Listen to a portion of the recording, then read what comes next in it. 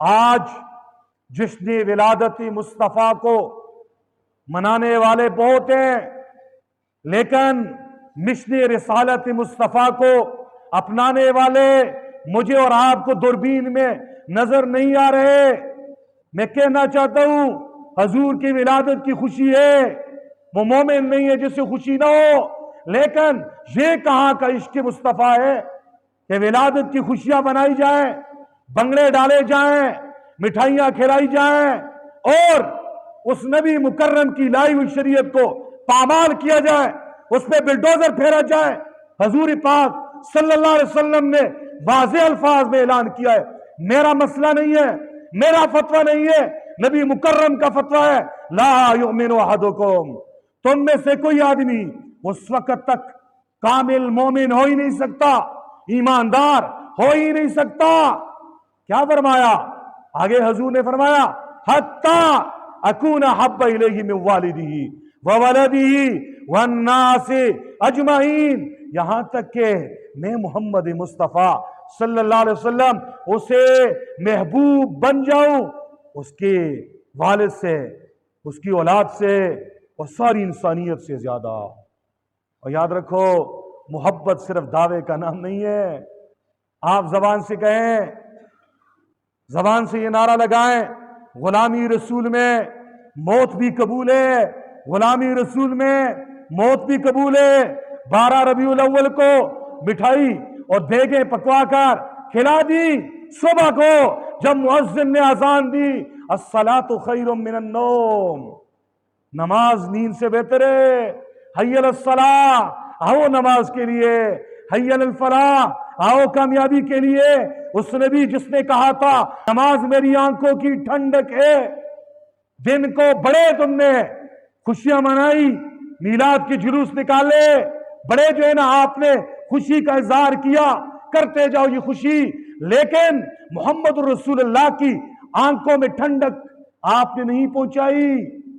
دن کو 5 نمازوں میں سے کتنی پڑھی ہیں؟ اپنا احتساب کیجئے۔ شریعت پہ کتنے چلے ہیں؟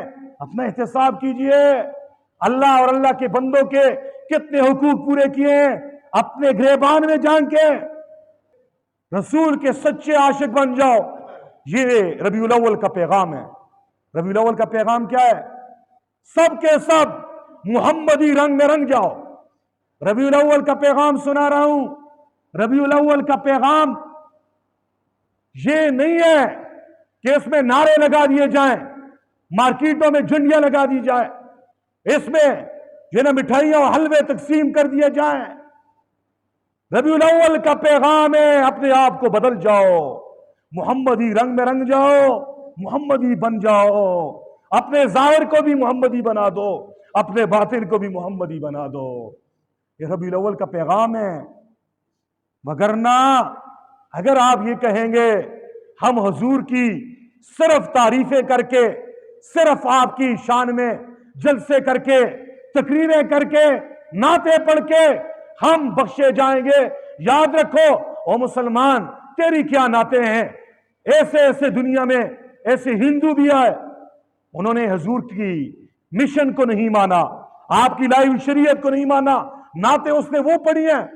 اگر وہ نعتیں سنا دی جائیں تو آپ حیران ہو جائیں گے کہ مسلمان ایسی نعت کہہ سکتا ہے؟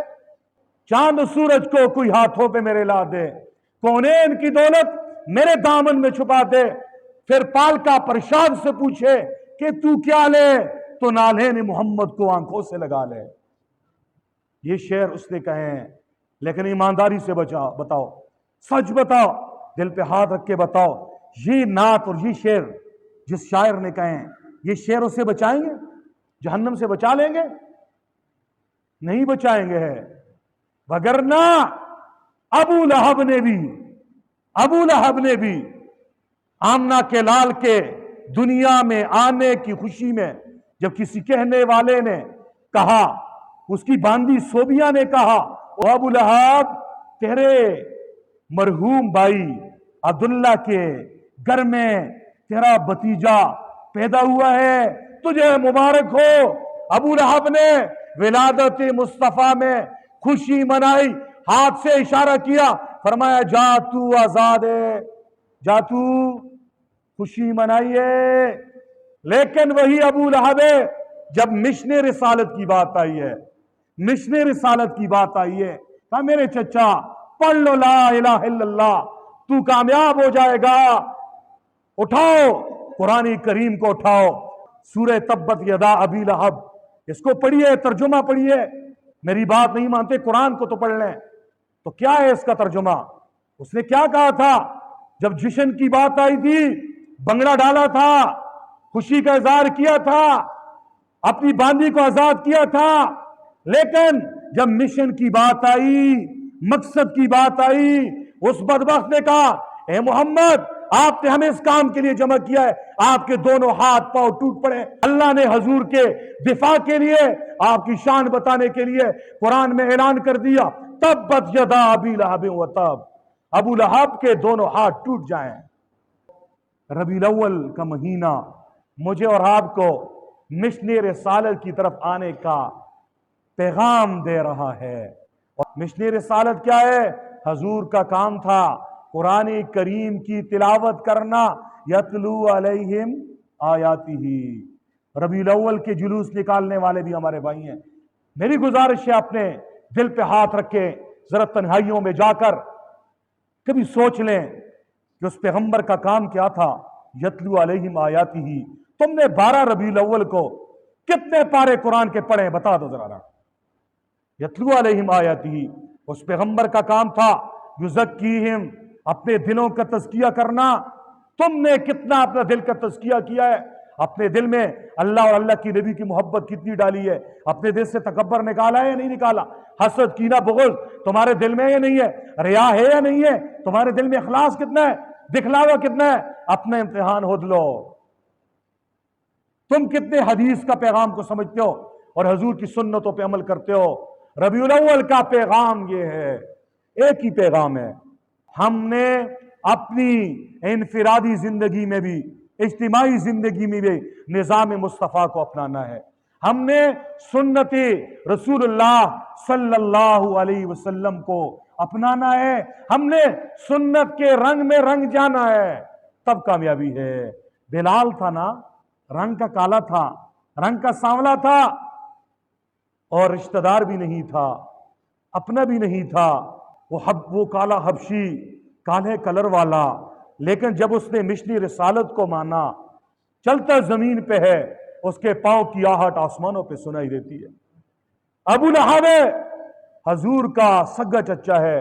لہب شعلے کو کہتے ہیں، آگ کے شعلے کی طرح سفید سرخ چہرے والا، لیکن مشن رسالت کو نہیں مانا تو جہنم میں گیا اور جہنم میں جل رہا ہے. اور بلال جنت میں محمد رسول اللہ صلی اللہ علیہ وسلم کے ساتھ خوشی کے ساتھ جنت میں پھر رہا ہے. تو اس لیے میں کہنا چاہتا ہوں، ہمیں خوشی ہے حضور کے آنے کی، لیکن خوشی کیسے منائی جائے؟ یہ ایک خوشی کا انداز میرا ہے، ایک میرا دل کہتے یوں خوشی بناؤ اپناؤ، اور ایک خوشی کا انداز وہ ہے جو آمنہ کے لال کو پسند ہے. حضور کی زندگی میں یہ ربیع الاول کا مہینہ آیا نا، ابو بکر کے دور میں آیا کہ نہیں آیا؟ عمر کے دور میں آیا، عثمان و علی کے دور میں، صحابہ کرام کے دور میں، تابعین کے دور میں، تبع تابعین کے دور میں، خیر القرون کے دور میں. بتاؤ مسلمانوں، دل پہ ہاتھ رکھ کر بغیر فرقہ واریت میں جائے، کیا آپ تصور کر سکتے ہو کہ ابو بکر کے دور میں، حضور کے دور میں جب ربیع الاول کا مہینہ آیا ہوگا، مدینے کے بازار میں جنڈیاں لگی ہوں گی نا، جنڈیاں لگی ہوں گی، ڈول ڈپکے بھی ہوں گے. کیا جشن رسالت میں آ کر مسجد نبوی میں صبح کی نماز میں 4 آدمی تھے نا؟ یہ سوچ سکتے ہو آپ؟ آج ربیع الاول ہے نا، ہر محلے سے آئے ہوئے نمائندے یہاں پہ موجود ہیں. آپ اپنے گھروں میں جا کے دیکھیں، مسجدوں میں دیکھیں، ربیع الاول میں دینداری کتنی آئی ہے. وہ پہلے ہی کی طرح ہے یا کچھ فرق پڑا ہے؟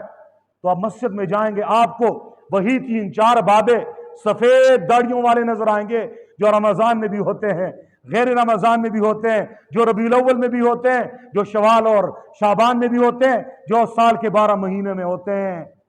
تو یہ کون سا عشق ہے؟ یہ کون سی محبت ہے جو تمہیں صبح کے وقت بستر سے اٹھا کر मुसल्ले पे खड़ा नहीं कर सकती, ये मोहब्बत तुम्हें जहन्नम से कैसे बचाएगी। इसलिए रबीउल अव्वल का पैगाम है, सुन्नतों का एहतमाम किया जाए, सुन्नतों का एहतमाम। और मोहम्मद रसूलुल्लाह के रंग में, सुन्नत के रंग में यूं रंग जाओ कि जो भी आपको देखे, अंग्रेज भी देखे, हिंदू देखे, सिख देखे, कहते हैं कि मोहम्मद रसूलुल्लाह का गुलाम जा रहा है। रबीउल अव्वल की खुशी में जश्न बड़ी मना रहे हैं।